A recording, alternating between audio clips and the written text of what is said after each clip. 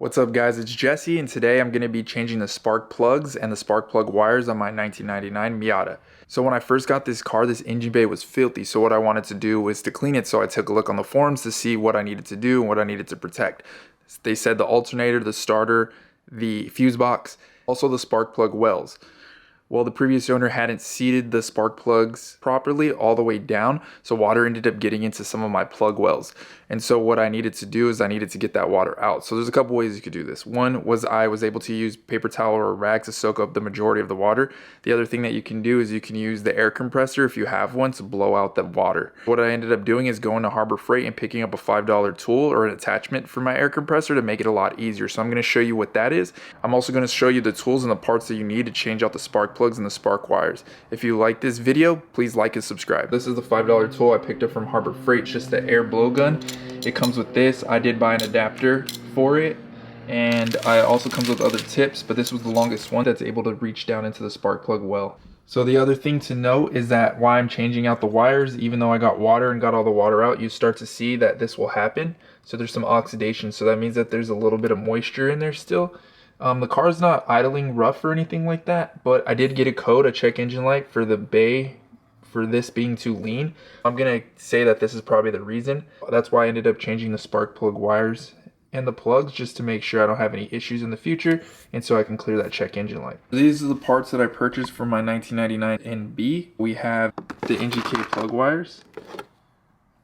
This is the part number. This is the size that you're gonna need for the spark plugs. It's a 5/8, so I had this from when I used to own a Honda Civic.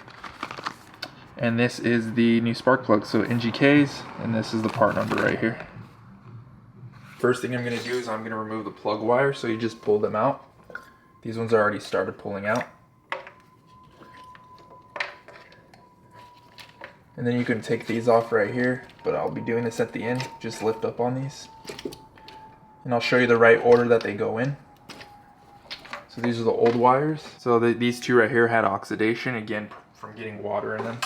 And I already used the blow gun to get all of the water out of there, and so there's no water. So make sure that if you did get water in here, you do not remove the spark plugs until it's completely dry. I'll just show you a close-up of the plug holes.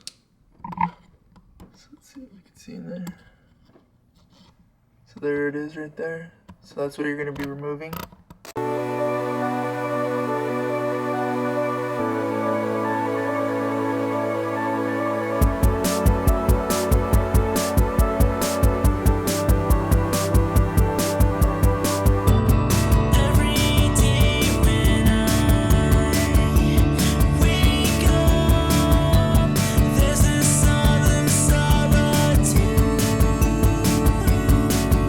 Alright, so here is the plugs that I pulled out.